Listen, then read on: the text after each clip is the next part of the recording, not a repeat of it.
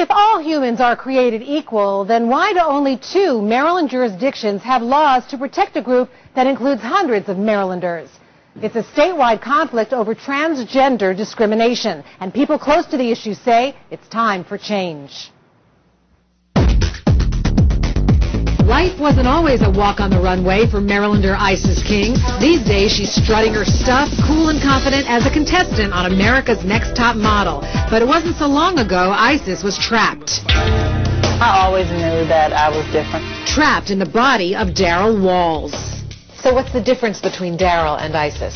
Well, Daryl was somebody that I had to be. You had to be a certain thing. Daryl was never me. Isis is me. I'm free, I'm happy. Like more than 100,000 other Americans, Isis is transgender, and few regions have laws to protect this group from discrimination. My whole life, basically, I knew that I was born in the wrong body. I always felt uncomfortable playing with the girls, and when people say, oh, you're not supposed to play with the girls, you have to play with the boys, and then it kind of made me jealous. A week before her 21st birthday, Isis, seen here with her mom, freed her true self. She went out dressed as a female for the first time. And I really realized that, okay, this is who I've always been, but now it's time to take it to the next step.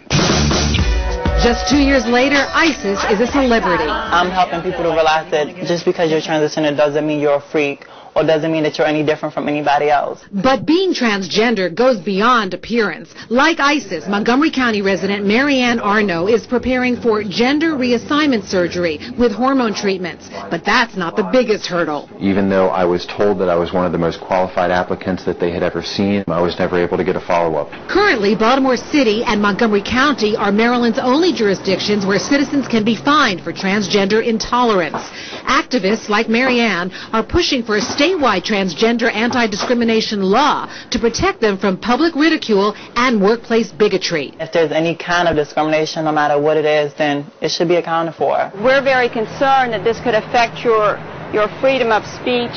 Ruth Jacobs is a member of an advocacy group that is petitioning against the transgender protection law. Jacobs believes while the law protects one group, it restricts others from speaking freely. I just can't imagine going in the bathroom, being faced with a male, and not being able to say something to protect myself. Isis and Marianne say those fears boil down to ignorance.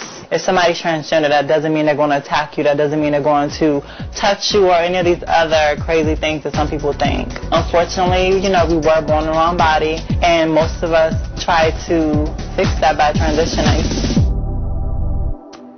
Maryland lawmakers tell WJZ they will push for a statewide anti-discrimination law again next session. Also, we just learned that Tyra Banks, host of America's Next Top Model, is offering to pay for Isis gender reassignment surgery.